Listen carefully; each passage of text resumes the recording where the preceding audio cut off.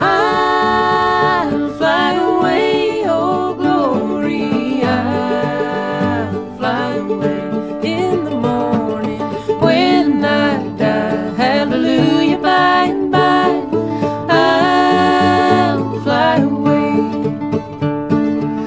Ladies and gentlemen, please take your seats. Our program will begin in 2 minutes. I'll fly away like a bird from these prison walls. I'll fly away. I'll fly away, oh glory. I'll fly away in the morning when I die. Hallelujah, by and by, I'll fly away.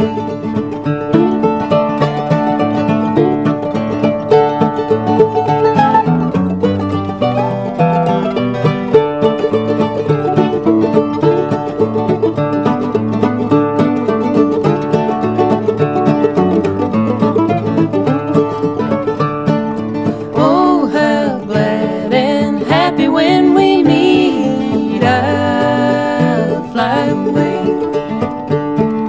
No more cold iron shackles on my feet. I'll fly away. I'll fly away, oh glory. I'll fly away in the morning when I die. Hallelujah, by and by, I'll fly away.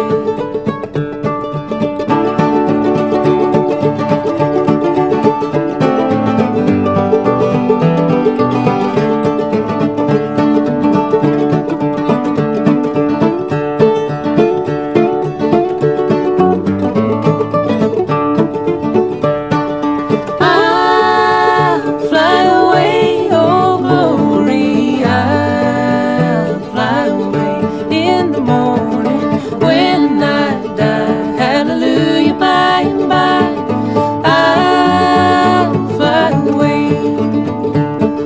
Just a few more weary days and then I'll fly away to a land where doors will never end. I'll fly away. I'll fly away, oh glory. I'll fly away in the morning when I die. Hallelujah, by and by, I'll fly away. I'll fly away.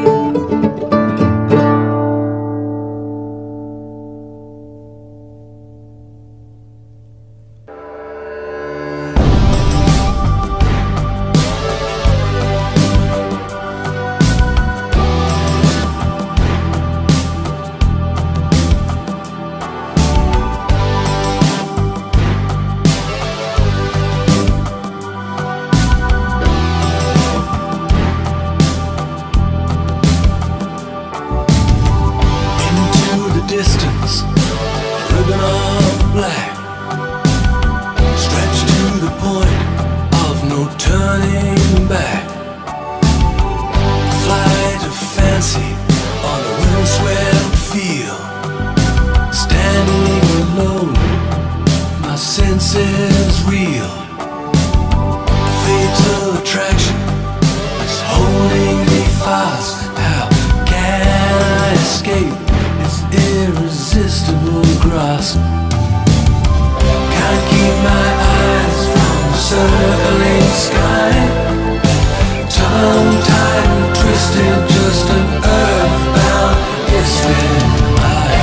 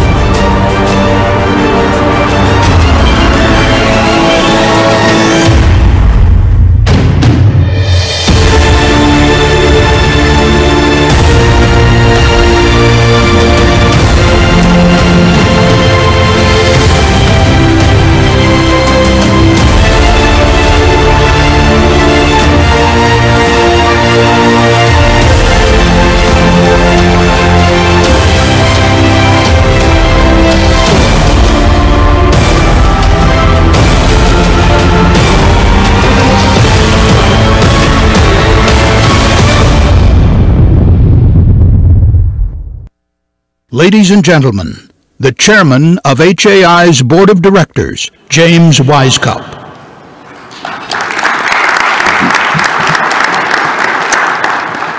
Good morning. Welcome to 2019 Heli Expo. It's going to be a great show. Been out on the floor. Everything's coming together. You'll really enjoy it. Really appreciate everybody being here, and thanks for your support. I'd like to introduce our head table. Starting from my right to your left is Stacy Shard. She's our assistant treasurer, works for Executive Jet Management.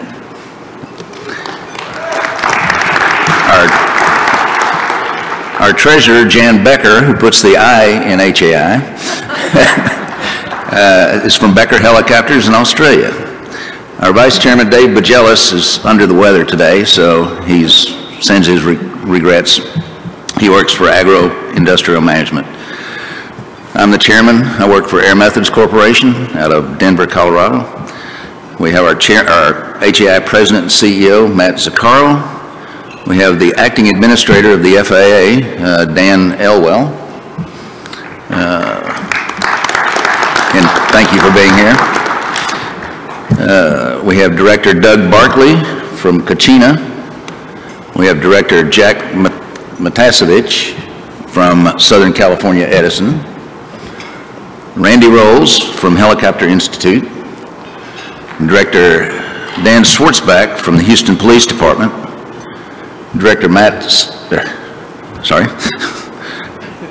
Stanley from Massachusetts Financial. We have Corporate Secretary Roxanne Fox from HAI, and our legal advisor, Roxanne's wandering around somewhere. And then we have our legal advisor, Brian Brewer from Crowell and Mooring. So, thanks to...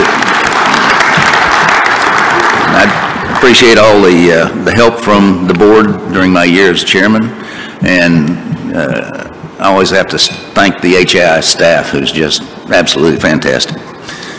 So I'd like to get a round of applause for the staff. Thank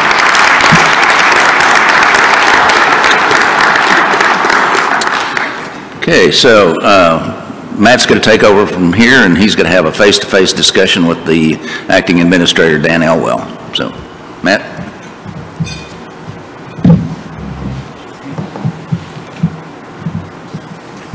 Oh, good morning.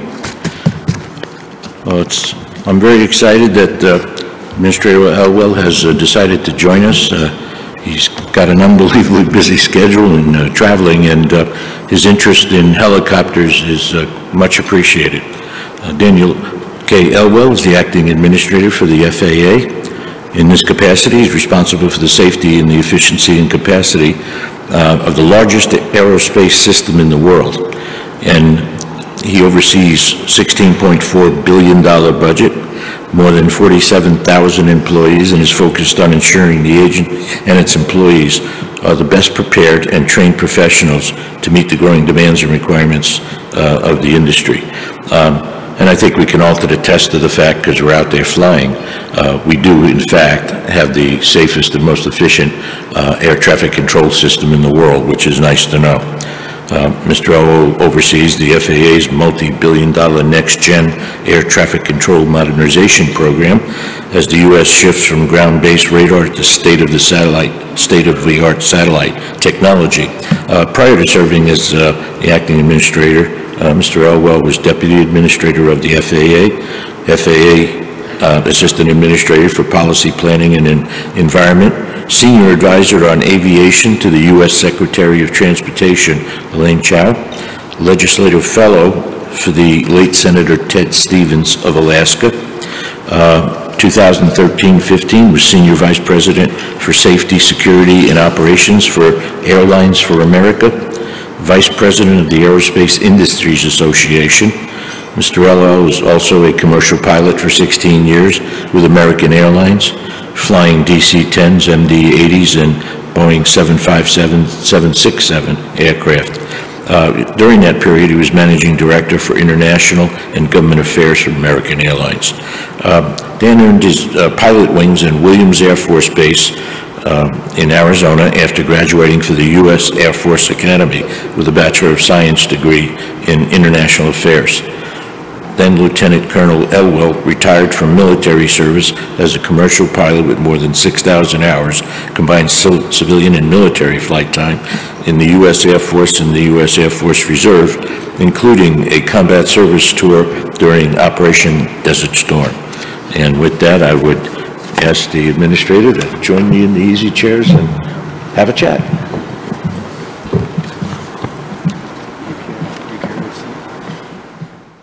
Right here. There you go. Water. Let me get water. Gotta have a water.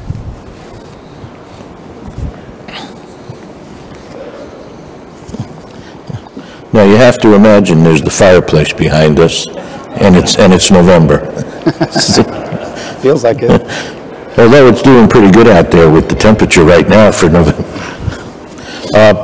Thanks so much for joining us. I really appreciate it, and it's a very, I think, warm feeling we have that you took the time from your busy schedule. And if you don't know, Administrator Elwell is a big believer in traveling and visiting people in the field, both industry and FAA, which is a much welcomed change.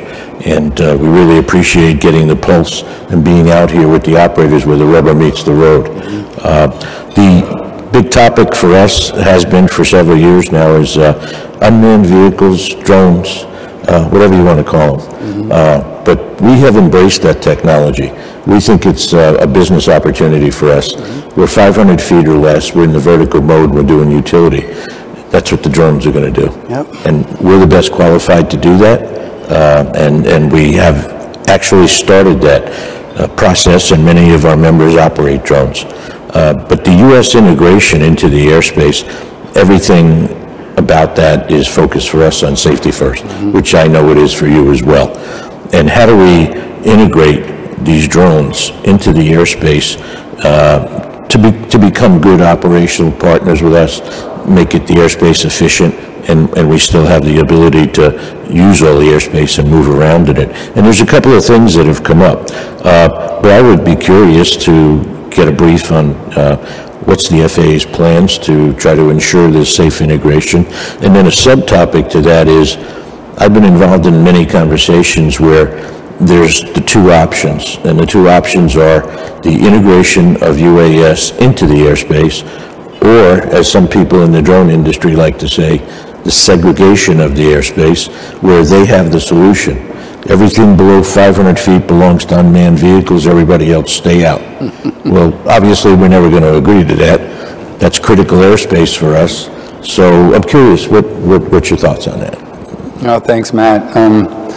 And just I say thanks to HAI for inviting me. It's my pleasure to come here, and I do like to get out, and I do like to talk to stakeholders and my folks. FAA has a lot of facilities, a lot of offices around the country, so I do like to get out and mix it up. That is a big question about UAS. I'll go to the last question you asked first and say there is no truth to the rumor that we're looking at segregation. In fact, you probably... That makes my heart warm. Well, excuse me. But before I get too deep into the answer, I'm sure you all know, I've worked with Matt in the various capacities he mentioned in my bio over the years, and I tell you, HAI is so well served to have Matt as your president and CEO. He's great to work with. He's what counts in DC. He's a straight shooter. You know that he's not coming at you in some kind of crazy angle, and he's always represented this industry phenomenally well. So I just want to make sure I said that. About the UAS, you probably should worry more about other countries that are developing UAS strategies, because there are other countries who do foresee segregating UAS from the rest of the users of the airspace. And in some countries, Australia, that might make sense. And I'm not saying Australia is doing that, but I'm saying that they don't have quite the congestion and they don't have quite the GA population that we have. So it might make sense in some places, but it doesn't make sense in the U.S. We are looking at fully integrating UAS from small to large when large come to the fore. We're going to do it through a combination, not separate traffic management systems, but we're going to develop, and we're currently testing, UAS traffic management systems in cooperation with NASA and, of course, industry. And we're going to have a UTM system that is fully integrated with our legacy traffic management. ADSB is going to do a lot towards making sure that we have an integrated system. The other thing that's going to really help is we're finally now able to promulgate a rule for remote ID and tracking. And we couldn't do that before because of restrictions on modelers. UAS modelers had an exemption. So we had a whole population of UAS that would be in the system that you wouldn't be able to tell who they are, what they are. And so that had law enforcement gravely concerned about that. So we've got that issue fixed. We can go forward. So we will have an integrated system. We're not there yet, obviously, because we've just announced, Secretary has just announced a UTM pilot project, 3 locales that will look at different UTM constructs below 500 for small UAS. But once we fixate on the right solution, it'll be fully integrated. I tell you, the UAS crowd are coming up with some really interesting things. I was at a drone expo last year, and I saw this demonstrated. So if you have they developed a audio system. So I did not realize until I saw this that every certified aircraft has a noise signature.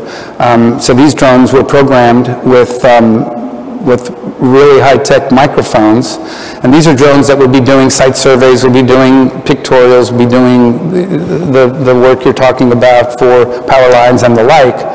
They would have these microphones.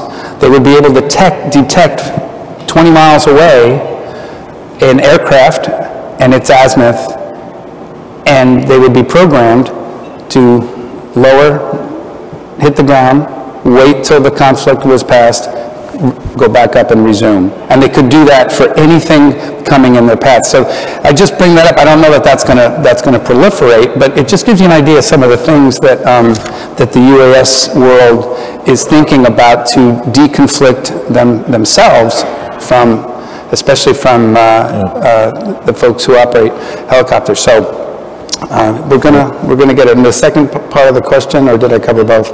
Yeah, the integration versus the segregation of airspace, and I'm quite happy with the answer. Thank you. The preemption of the FAA's authority has come to the forefront for us. The local municipalities, cities, states, towns, villages have passed untold local ordinance, zoning codes to restrict or control the operation of drones over their properties. And the aircraft itself is now an official aircraft category, unmanned UAS. If they have control over an aircraft category, be it a drone, and they've done it uninhibited, we are fearful that they have set a huge precedent. And they've been very vocal about having a place at the table and being stakeholders to control the airspace over their towns. We are seeing exhibitions of their encroachment over the manned aircraft. There's a number of states who have gotten into issues relating to helicopter air ambulance and want to have control over those operations as they operate within their states. There's been other conversations I've had with municipal leaders. They want a stakehold in operations such as ours. helicopter operations operating in and above towns, villages, and states. And we consider that unbelievably dangerous. We respect zoning laws. We respect land use. If we want a heliport and we want to land and take off in your town, you have the absolute right to control that under your zoning codes. But if I'm not touching down on anybody's land and I'm just flying in the airspace, I expect to have only one boss, the FAA. And we're very concerned about this erosion and encroachment. And I'm curious, is the FAA aware of the situation and how critical it is to us that we could be regulated by a third party, not you? And the other thing is, in questioning of some FAA legal people, they told me that they were looking at issues such as what is the definition of navigable airspace, where does our authority from the FAA actually begin? Is it on the ground or is it up at 400 feet? And then that's where the towns, local municipalities. So I'm kind of interested in what your thoughts are. Yeah. I think, first of all, the definition of navigable airspace, there was a discussion about that, I remember, not too long ago, a debate really.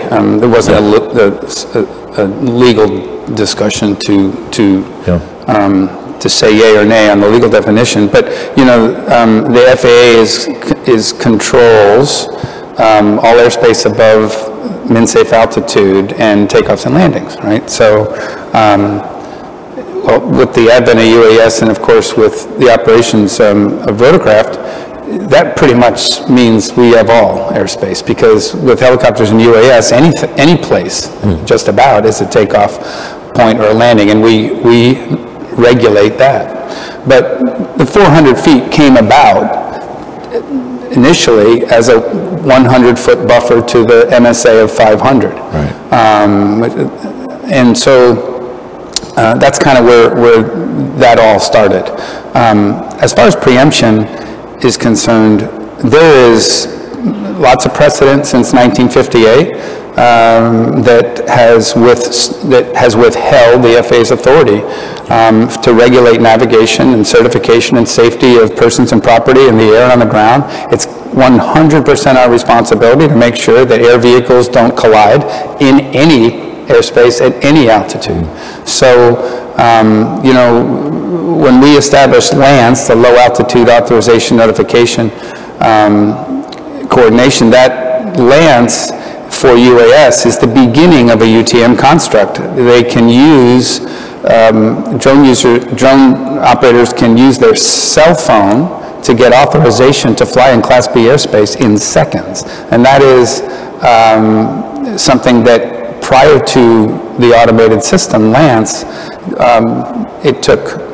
it could take weeks. They had to apply for an authorization. Now they can do it literally in seconds. And that is the beginning steps. Now, we started, the president authorized or did a directive, and the secretary named 10 pilot program, UAS integration pilot program sites. Excuse me. And those 10 sites around the country, unlike the UAS pilot program, which was purposefully chosen at existing test sites, the UAS IPP was given to 10 sites. There was over 200 applicants, 10 sites around the country, specifically not UAS test sites.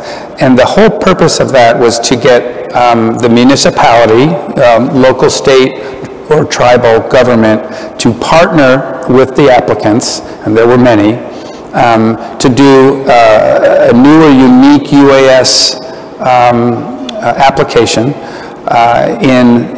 with different vehicles, different roles. And the whole purpose of that IPP is for us to look at what makes sense in the realm of local control of UAS operations.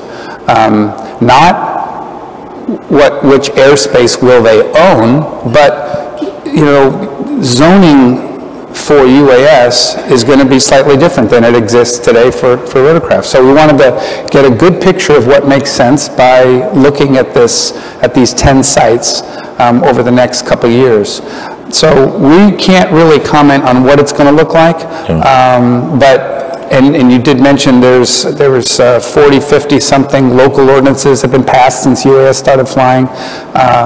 Of course, some of them, it may turn out, are not legal, and when that's determined, they'll be struck down. So we're not too worried about the proliferation. And if you think about it, maybe in some of your own communities, these ordinances about drones, you may be aware of them, but once we figure out how to integrate this entirely new technology into the legacy airspace, and we get a sense of what communities should be able to control with regard to UAS, then it will be the law of the land. I mean, and so I'm not that concerned that this is going to turn into a proliferation of hundreds of different ordinances that you folks, your membership, are going to have to assimilate your operations to.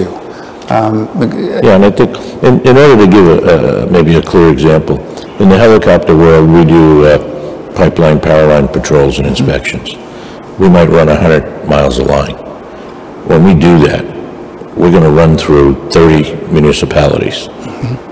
We have no idea under a concept of each one of them having their own rules and regulations. And they're only a couple of miles long, these municipalities, some of them.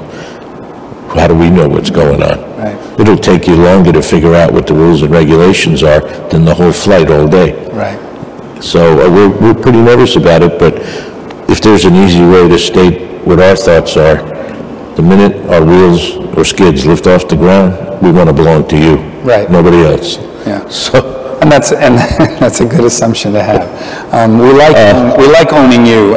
We at the FAA, look, you hear us say it over and over and over again. Safety is our first. It's not our only. We're also responsible for efficiency, and we also take under our purview those things that are priorities for the executive branch, for the president, for the secretary. Innovation is one of Secretary Chow's top 3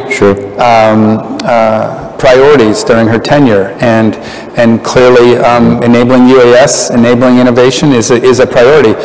But I guarantee you, your operation will not be impacted on a safety will not be impacted for your operation. Well, actually, I had the opportunity recently to testify before the Senate Commerce Committee. The subject was actually this subject. And my basic closing statement was, if you go to anything but one regulator, the FAA, and have multiple people, you are going to degrade the safety in the airspace system like nobody's ever seen.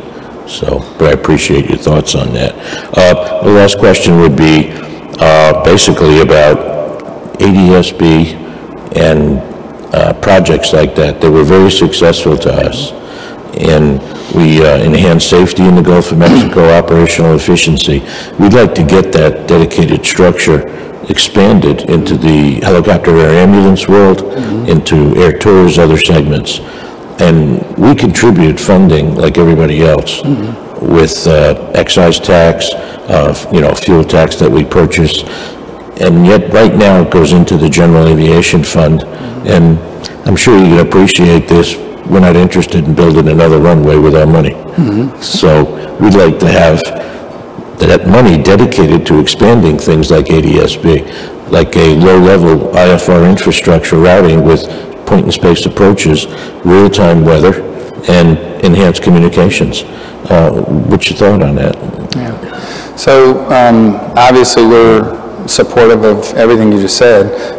As for the funding, this last FAA bill, Section 519, I think it is, requires us to do a cost accounting. And we've been asked to do this before. It's simply a matter of accounting for all the revenue we collect from the users of the system, and then determining how our money is allocated and the equity of our allocation to the money we take in. And you alluded to it. We can't break out right now. We actually don't break out revenue collected from helicopters versus fixed-wing GA or 135. It all goes into a bucket. We do have an issue, by the way, with the avgas revenues because depending on how they're collected, some of it, or actually a good bit of it, gets collected by the highway trust fund mixed in with the taxes collected from trucking. And every year, something in the order of $100+ million doesn't get routed back to the airway and airport trust fund. So, but as you and I were talking about earlier, Matt, AIP, $3.3 billion this year, $1 billion extra added last year, $500 million added in this latest appropriation. But AIP builds new heliports.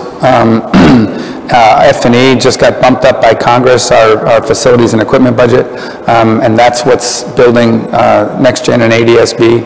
ADS-B is complete, it's been complete since 2014, the ground network. Ground network is surface to the top of controlled airspace. So if I highly encourage your membership to equip, those who haven't should.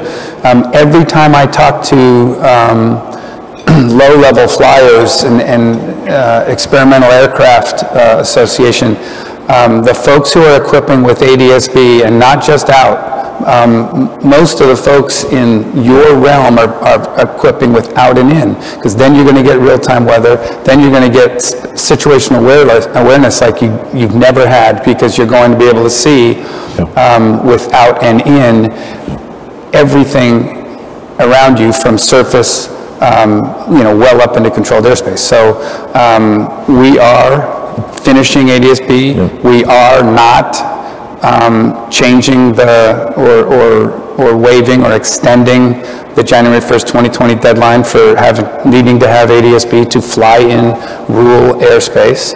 So, yeah, and it is going to enhance safety. In my opinion, it's going to enhance safety greatly. Well, I appreciate it. And just to close it out here, it would help that I get inquiries from our members, and they keep asking me, are they going to extend the deadline?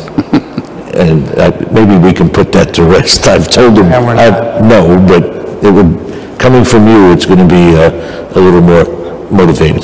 Yeah, no, we're not. We're not going to extend the deadline. Having said that, like anything else in regulations and in the airspace, exemptions will be given, but not blanket. There will not be an exemption given for extenuating circumstances. Yes, there will be extenuating circumstances. We have an MOU with the military. There's just certain missions, certain operations in controlled airspace. They don't want anybody knowing what they're doing. So we're going to have to accommodate that. There are extenuating circumstances, but there will not be a general extension to those who just haven't equipped yet. That's not going to be.